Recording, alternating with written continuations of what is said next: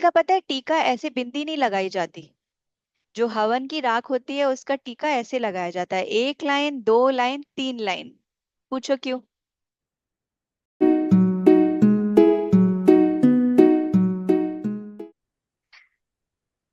तो जैसा अभी हमने बात करी इन तीनों गुणों की, सत्व, तमस और रजस, ये तीनों गुण मनुष्य में है, ईश्वर निर्गुण है। ठीक है। तो ईश्वर निर्गुण है, और अगर आपको याद होगा तो मैंने बोला था कि तमस 5% होगा चलेगा, रजस 5% होगा चलेगा, सत्व 90% तक हमको धीरे धीरे कर कर लेकर जाना है, और जो ईश्वर जो निर्गुण है वो शून्य है, वो जीरो है। तो जैसे जैसे सत्व बढ़ता जाएगा और जब वो 90 पे पहुंचेगा, तभी मौका मिलेगा छलांग लगाने का जीरो पे पहुंचने के लिए, मतलब निर्गुण अवस्था में जाने के लिए, जब हम सत्व पूरा 90% हो जाएगा। अब तामसिक तामसिक से सात्विक की ओर जाने के लिए, गुण से निर्गुण की तरफ जाने के लिए, और ज्ञात से अज्ञात की तरफ जाने के लिए जो ट्रांजिशन है, उसमें सात्विक कितना चाहिए हमको? 90%, 90% चाहिए। अब देखो, यहाँ पे ना सब कुछ, अगर आप पहले चैप्टर जो हमने फर्स्ट लेसन किया था से अभी तक यहाँ की बात करो, तो सब क्वालिटी चेक हो रहा है और सारी ओनरशिप की बात आ गई अभी। It has become completely your ownership, आपकी जिम्मेदारी। करने वाला कौन? करने वाला हम, चुनने वाले हम। अच्छा हो रहा है, बुरा हो रहा है, जैसा हो रहा है वो महसूस करने वाले हम। तो चाहे किसी को भी दोष देते रहो, आरोप देते रहो कि ये इसके कारण हो रहा है, वो उसके कारण हो रहा है, वो परिस्थिति के कारण हो रहा है, वो भगवान के कारण हो रहा है, बट सच क्या हो गया? तत्त्वमसि, मैं खुद ही ईश्वर हूँ, और जो हो रहा है वो मेरे कारण हो रहा है। ठीक है, ये बोध आना, हम इस रास्ते पर आगे चल रहे हैं कि ये समझ हमारे अंदर से आए। अंदर से आने का मतलब क्या है? देखो, हम सब जितने लोग यहाँ बैठे हैं, हमने तरह तरीके का लिटरेचर पढ़ा है ना? ज्ञान के रास्ते से, विचारों के रास्ते से, कर्म के रास्ते से, बुद्धि के रास्ते से, भक्ति के रास्ते से, सारे रास्ते हैं जो लेकर जाएंगे आत्मबोध की तरफ। मगर जो रास्ता साधना का है, it's like a taking flight. तो ये जो रास्ते हैं, भक्ति, कर्म, और जो और हम क्रिया और ये सब चीजें जो करते हैं, ये सब कितने समय में लेकर जाएंगे नहीं पता, कितने जन्म जन्मांतर लगेंगे नहीं पता। और आप कभी खुद भी नोटिस करना, जब हमारे पास बहुत सारा ज्ञान है तो हम शायद बातें बहुत अच्छी कर सकते हैं, बट जब कभी कोई ऐसी बात आएगी कि आपको किसी से क्या होता है ऐसी स्टेट में, तो आप किताबों की भाषा बोल दोगे, बट कहीं जाकर ऐसा लगेगा कि रुक गए, उसके आगे चीजें नहीं जाएंगी, क्योंकि एक्सपीरियंस नहीं है। और ये जो आत्मबोध है ना, ये तो जर्नी ही एक्सपीरियंस की है, ज्ञान की है ही नहीं। जो अल्टीमेट स्टेट है, दैट इज ओनली एक्सपीरियंस। तो ऐसा कहा जाता है कि यहाँ से लेकर यहाँ की जो जर्नी है, दैट इज बियॉन्ड स्पीच। आप इसको डिस्क्राइब नहीं कर सकते शब्दों में। तो जब डिस्क्राइब कर ही नहीं सकते, तो किताबों में कैसे लिखा जा सकता है? सिर्फ एक्सपीरियंस किया जा सकता है। तो जो लोग भी साधना के रास्ते में नहीं चले हैं, तो चलना शुरू कर दो, चाहे कितना भी ज्ञान हासिल करोगे। ज्ञान का एक रोल है, मगर साधना का सबसे महत्वपूर्ण रोल है। थोड़ा सा सीरियसली लेना है इस चीज को। अब अब जो मैं बात करने वाली हूँ, ये बहुत इंटरेस्टिंग है। मैंने आप सबको चक्रास के बारे में काफी डिटेल में समझाया है। मेरे ख्याल से यहाँ जितने लोग बैठे हैं, हम सबने चक्रास को जाना है, और हम जानते पहचानते हैं, थोड़ी बहुत बात सबने की है। चक्रास कहाँ पे होते हैं? हमारे मेरुदंड पर, स्पाइन पर, है ना? मेरुदंड पर चक्रास होते हैं, और जो नीचे के 5 चक्रास हैं, उनको हमने पांडव से जोड़ा था। और जो नीचे के 5 चक्रास हैं वो इस स्पाइन पर हैं। और फिर छठा चक्रा ये है, 7वां चक्रा ये है ना? अब मुझे बताओ, जब मैं चक्रास की बात करती हूँ तो क्या विजन आता है दिमाग में? कैसे होंगे ये? कैसे दिखते होंगे? कैसे महसूस होते होंगे? क्या शेप होगा इनका?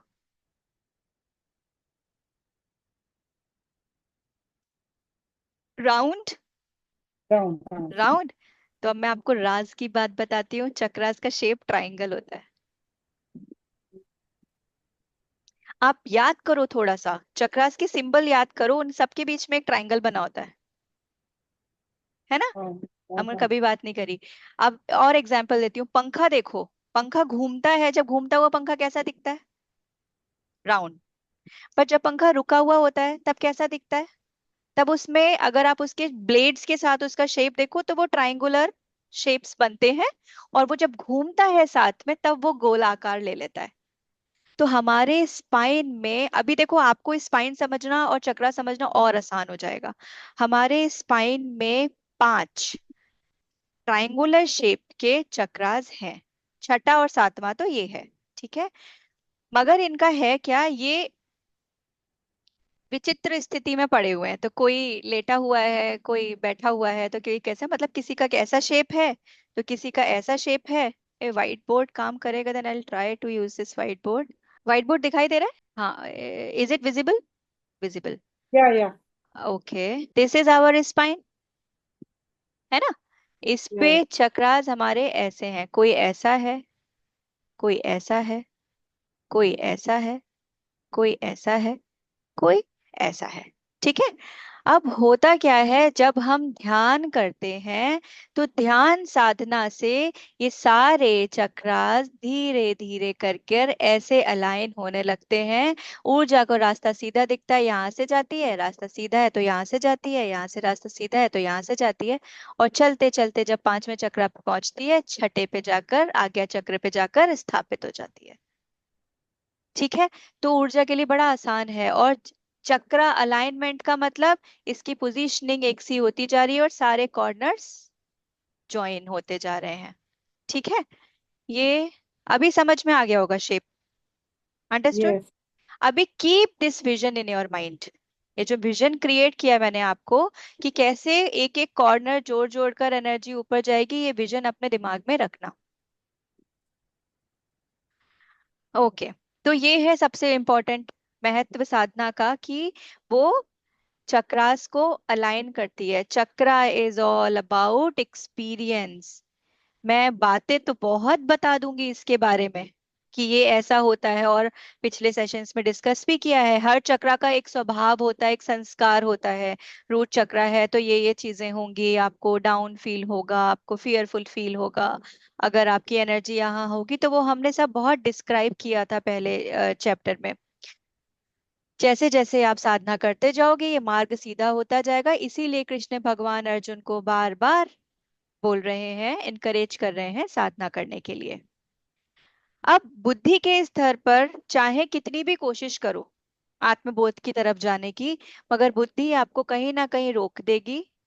आत्मबोध की तरफ आपको कौन लेकर जाएगा? वो है सिर्फ और सिर्फ एक्सपीरियंस। अब एक बड़ी अच्छी कहानी है कि एक व्यक्ति था, वो बहुत ही बड़ा भक्त था, बहुत ही बड़ा भक्त था, और पूरे समय भक्ति में रहता था और हमेशा ईश्वर को याद करता रहता था। तो एक संत पुरुष थे, उन्होंने उससे जाके पूछा कि तुम हमेशा भक्ति में रहते हो, बड़ा अच्छा लगता है तुमको देखकर।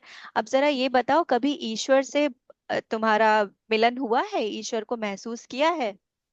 तो बोलते नहीं, भक्ति में तो हमेशा रहता हूँ, बता, बट अभी तक मुझे ईश्वर का बोध नहीं हुआ है। तो ये जो संत पुरुष थे, उन्होंने उनको बोला कि तुम बहुत अच्छा कर रहे हो, मगर तुम ना एक चीज को मिस कर रहे हो, क्योंकि ये साधक नहीं था, ये भक्त था। हमको याद है हमने एक बात क्या करी थी, किसी भी रास्ते से जा सकते हैं, जितने भी ज्ञान योग, कर्म योग, भक्ति योग, मगर साधना मोस्ट मोस्ट इम्पोर्टेंट। तो इन संत पुरुष ने उनको दिखाया, देखो ये रास्ता जोड़ लो, साधना को घटने दो अपने जीवन में, तो वो दरवाजा खुल जाएगा जहां से आपको आगे जाना है। तो वो दरवाजा खुलेगा साधना करने से। तो साधना अगेन करनी ही है, नहीं छोड़ सकते। अब भगवान कृष्ण, भगवान कृष्ण ने अर्जुन को कहा था, जब ये युद्ध हुआ है ना उसके पहले, उन्होंने उनको कहा था यज्ञ करने के लिए। भगवान कृष्ण ने अर्जुन को यज्ञ भावना के साथ कर्म करने की बात महाभारत के ठीक पहले पहले कही थी। मगर इसका अर्थ क्या है वो समझना। तो भगवत गीता को जिन लोगों ने, देखो भगवत गीता को ना बहुत तरीके से लोगों ने इंटरप्रेट किया है और समझा है और उसको इम्प्लीमेंट भी कर रहे हैं। तो हमारे हिंदू समाज में यज्ञ, यज्ञ का बहुत महत्व है। आपने सुना होगा, आज के समय में इतने यज्ञ तो नहीं होते मगर हवन अभी भी होते हैं। तो मैं यहाँ पे किसी कर्म कांड की बात नहीं कर रही, मैं ये नहीं बोल रही कि वो आपको हवन करना है। समझने की कोशिश करना कि मेरा यज्ञ और हवन से मतलब क्या है। इनको भी सुननी है भगवत गीता शिल्पा जी। ओके, तो आप जानना चाहते हो कि यज्ञ का मतलब क्या है कि नहीं? नहीं जानना चाहते? तो जानना चाहते हो? ओके, मालूम चलो। नहीं है, जानना चाहते हैं ना। तो यज्ञ क्या है, या अब जरा याद करो, यज्ञ क्या क्या होता है और यज्ञ में किस किस चीज की जरूरत होती है ना? तो पहली बात, सबसे पहले यज्ञ किस चीज, किस पे किया जाता है? अग्नि के साथ। अग्नि होती है जिन पे यज्ञ किया जाता है। तो सबसे पहला सवाल, अग्नि ही क्यों, कुछ और क्यों नहीं? तो हमारे जो एलिमेंट्स हैं, 5 एलिमेंट्स कौन कौन से हैं? पृथ्वी, फिर जल, फिर अग्नि, फिर वायु, फिर आकाश। और उसके बाद जो एलिमेंट, ये साकार, जो ईश्वर ने साकार जो चीजें हमको दिखाई देती है ना, वो जो ईश्वर ने बनाया है साकार रूप के 5 एलिमेंट्स ये हैं। इसके बाद का जो है वो है निराकार का जगत। जो ईश्वर है वो निराकार है। तो अब सीक्वेंस समझना, पृथ्वी, जल, अग्नि, वायु, आकाश और उसके बाद निराकार। ठीक है। अब ये जो 5 हैं, ये देखो सूक्ष्म होते जा रहे हैं। पृथ्वी महसूस कर सकते हो, छू सकते हो, देख सकते हो। जल, जल को देख सकते हो, महसूस कर सकते हो, बट कोई आकार ऐसे नहीं दे सकते जब तक आपको कुछ कोई पॉट ना हो उस शेप का। फिर अग्नि को तो हम छू नहीं सकते, देख सकते हैं। वायु को ना छू सकते हो ना देख सकते हो। और आकाश तो विशाल हो गया, उसको ना छू सकते हो ना देख सकते हो, सिर्फ और सिर्फ अपने अंदर महसूस कर सकते हो। तो निराकार के सबसे पास कौन हुआ?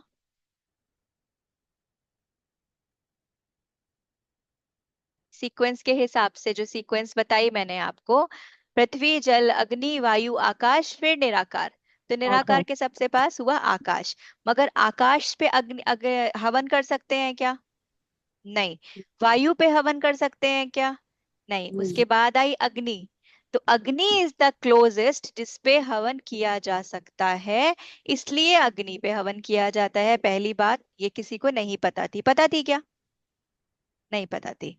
अब अब देखो, हवन कुंड, जब हम हवन करते हैं तो सबसे पहले हमें क्या चाहिए होता है? एक कुंड, हवन कुंड चाहिए होता है। उसके बाद हमें क्या चाहिए होता है? लकड़ी। उसके बाद क्या चाहिए होता है? सामग्री और घी। फिर कोई होता है जो मंत्रोच्चारण करता है। फिर घी डाला जाता है और फिर जब खत्म हो जाता है, सब टीका वीका लगाते हैं, वो राख बचती है, टीका लगाते हैं, उसके बाद हाथ जोड़ते हैं और हवन खत्म। यही है ना प्रोसीजर? ये सबको प्रोसीजर पता है, बट पता है ये क्यों? कोई भी चीज बिना लॉजिक के नहीं बनाई गई है, हर चीज के पीछे लॉजिक है, मगर हम कर्म कांड में फंस गए हैं। अब लॉजिक समझना, मजा आएगा। हवन कुंड मतलब कर्तव्य कर्म की परिधि। मतलब कि वो आपको ये डिफाइन करता है कि आपको कर्तव्य कौन कौन से करने हैं। ठीक है। कर्तव्य में जो हमारे कर्म है ना, वो भी 3 तरीके के होते हैं। एक होता है कर्तव्य, कर्तव्य मतलब रिस्पॉन्सिबिलिटीज। आप जिस परिवार में हो, आप जहाँ हो, आप जिनके बीच में हो, उनके प्रति और आपके जीवन के प्रति आपकी जो जिम्मेदारियां हैं उनको पूरी तरीके से निस्वार्थ भाव से ईश्वर को समर्पण कर कर उनको पूरा करना, ये होता है कर्तव्य। उसके बाद होता है काम में। काम में वो कर्म है जो दूसरों की जिम्मेदारी करते करते अपनी इच्छाओं को पूरा करने के लिए किया जाता है, जिसमें स्वार्थ आ गया। वो होता है काम में। गाड़ी खरीद लूं, बंगला खरीद लूं, ये कर लूं, वो कर लूं, ये मेरा है, ये उसका है, इसने ऐसा किया, इसने वैसा किया, ये काम्य की तरफ चला जाता है। फिर आता है निषिद्ध, जो तीसरा।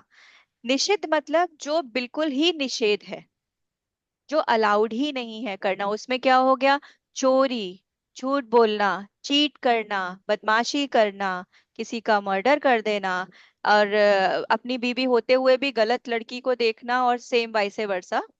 ये सब निषेध में आते हैं। तो ये तीन तरीके के कर्म है, मगर भगवान ने काम में और निषिद्ध को मना किया है करने को, और कर्तव्य को करने को बोला है, वो भी निस्वार्थ भाव से, ईश्वर को समर्पण के साथ। तो ये जो कर्म अपना हवन कुंड है, वो ये बताता है कि ये तुम्हारी बाउंड्रीज हैं, ये तुम्हारे कर्तव्य हैं, इनको पूरा करना तुम्हारा जीवन का मकसद है।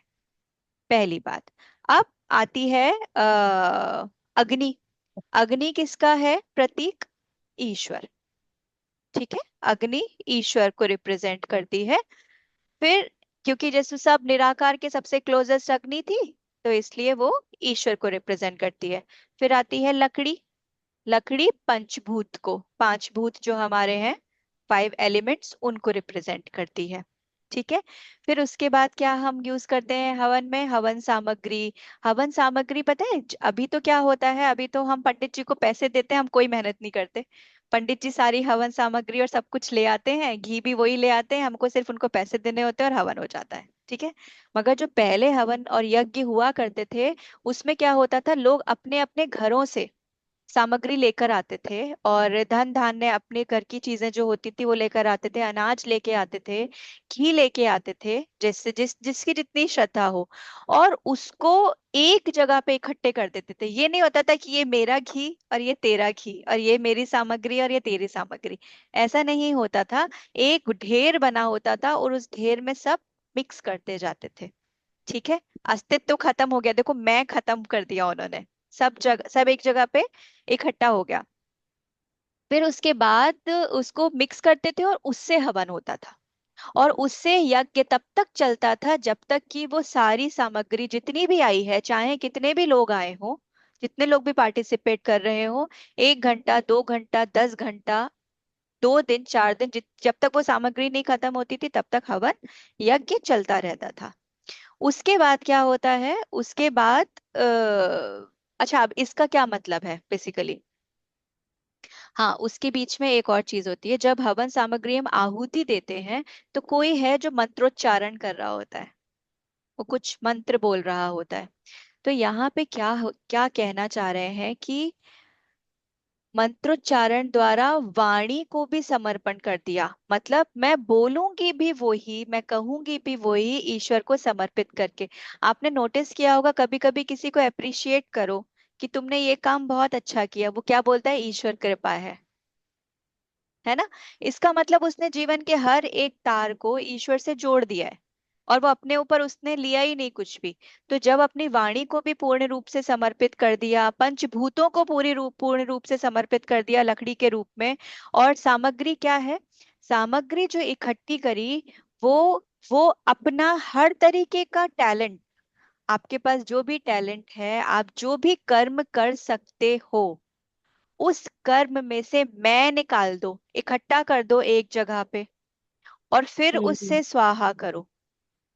स्वाहा मतलब मेरा मैं चला गया, मेरा ममत्व चला गया, मेरा ईगो चला गया, ये सब हम स्वाहा कर रहे हैं। और अपने कर्तव्य को निस्वार्थ भाव से समाज के लिए करते जाओ, करते जाओ, करते जाओ, करते जाओ। कब तक?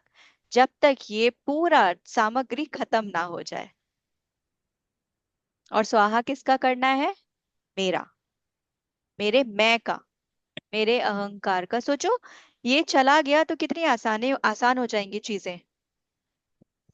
सुनने में अच्छा लग रहा है, करने में मुश्किल है, मगर अगर समझ आएगी तो थोड़ा बहुत तो इम्प्लीमेंट कर पाएंगे ना। और इसमें सबसे ज्यादा आपकी मदद कौन करेगा?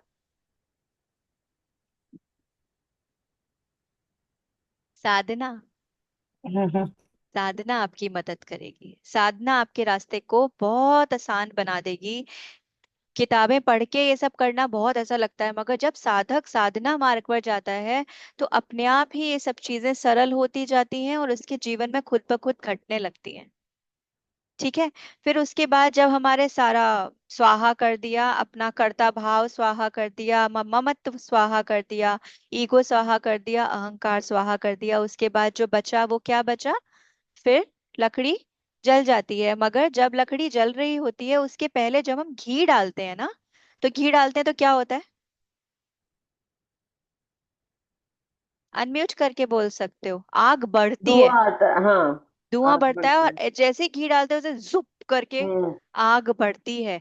मतलब कि ईश्वर का विकास हो रहा है, और ज्यादा एक्सपेंशन हो रहा है आपके जीवन में।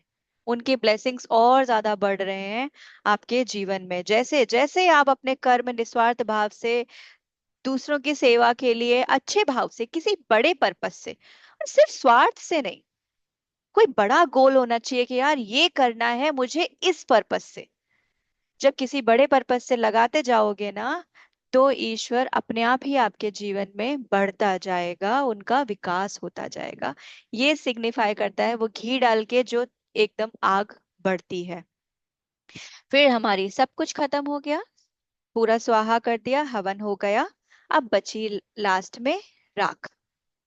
वो जो राख बचती है उसको हम प्रसाद मानते हैं।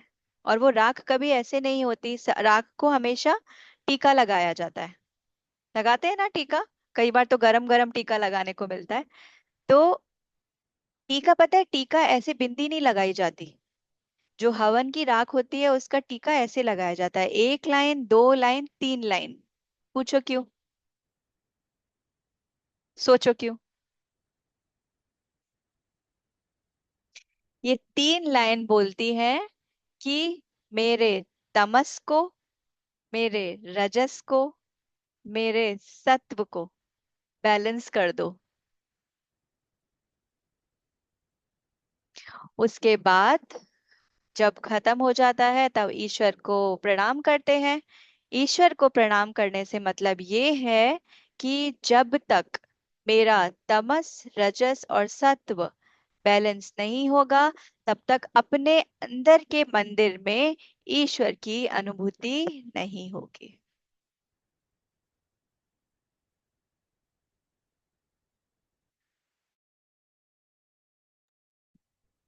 ये है यज्ञ। अब सोचो, अब करने में मजा आएगा। कितने लोग हैं जो यज्ञ करते हैं अपने घर में, हवन करते हैं। तो कृष्ण भगवान यज्ञ, वो वाला यज्ञ करने को नहीं बोल रहे हैं, वो ये करने को बोल रहे हैं। और जो एक्चुअल में यज्ञ होते हैं उनका सिग्निफिकेंस ये है।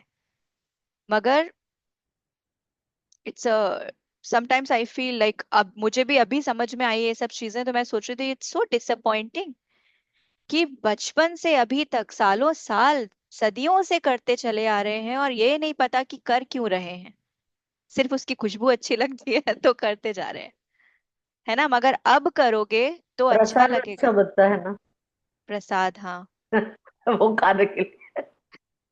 मैं जैन हूँ तो हमारे में ऐसा हवन और पूजा पाठ इस तरह के नहीं रहते हैं, इसलिए मुझे बहुत ये नहीं आपने आता। नहीं सुना होगा, हाँ। मगर हम हिंदू समाज में तो बहुत ही ज्यादा होता है। और पहले तो यज्ञ हुआ करते थे जो दिनों दिन चलते थे, और अभी वो घरों में हवन तक चीजें आ गई हैं। वो भी सब ऐसा हो गया है कि हम कोई एफर्ट्स नहीं डालते, सब पंडित जी एफर्ट्स डालते हैं।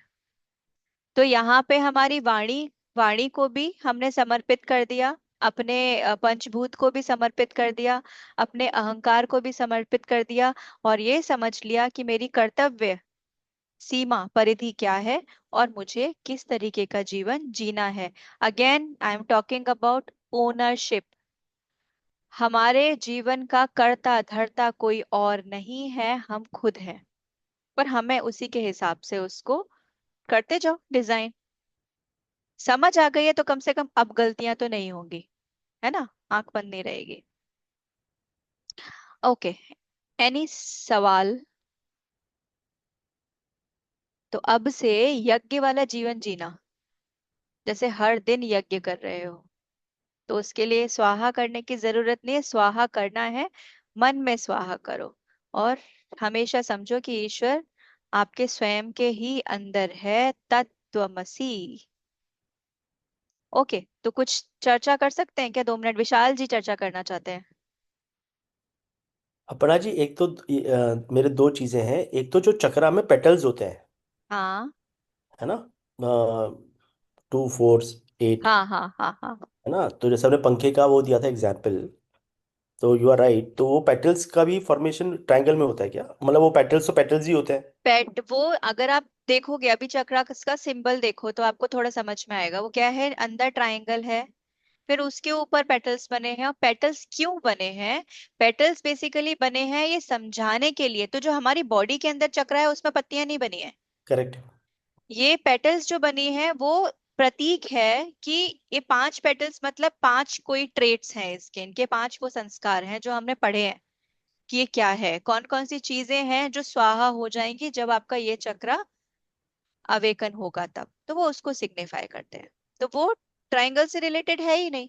वो तो एक सिंबल बना के आपको सब कुछ बताने की कोशिश कर रहे हैं एक ही जगह पर, कि ये देखो पूरी डेफिनेशन इस सिंबल में है। ओके, एंड दूसरा जो आप सामग्री बता रहे हो, सामग्री इज ऑल कर्म, राइट? सामग्री इज ऑल कर्म, जो आप करते हो। और मतलब क्या है? कर्मों में आपके पांचों कर्म आ गए ना? हर सोच तरीके के समझना। कर्म आ गए, सब कर्म आ गए आपके। और तो सब स्वाहा हम कर्म कर्मों हम का नहीं कर स्वाहा रहे। करते हैं। नहीं, हम हाँ कर्म स्वाहा नहीं कर रहे हैं, हम हाँ। कर्म करते जा रहे हैं। और कर्म हम उस भाव से कर रहे हैं। और स्वाहा हम कब बोलते हैं? जब हम आहुति देते हैं तब हम स्वाहा बोलते हैं। तो जो स्वाहा का भाव है उसमें ये है, ये कर्म करा निस्वार्थ भाव से, इसमें मेरा मैं नहीं है। फिर ये दूसरा कर्म करा किसी और भाव से, इसमें भी मेरा स्वार्थ नहीं है। तो स्वाहा है मैं का, और कर्म है अनलिमिटेड अनकंडीशनल, किसी बड़े कर्तव्य, किसी बड़ी रिस्पॉन्सिबिलिटी के लिए। आई थिंक आपको समझा पाई होंगी मैं, मतलब मुझे भी समझ में आ गया। Okay, anyone else? नहीं? नहीं, चलो तो फिर एक मेडिटेशन करते हैं।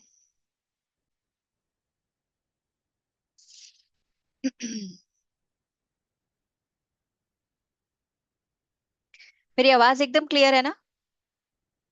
चलो, यस। Very good. आप सब, अब एक बार मैं आप सबको म्यूट कर रही हूँ।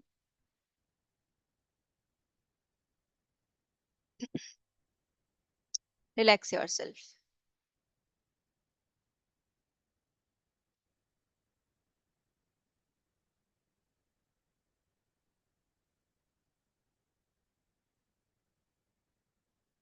पूरा ध्यान अपनी सांसों के ऊपर।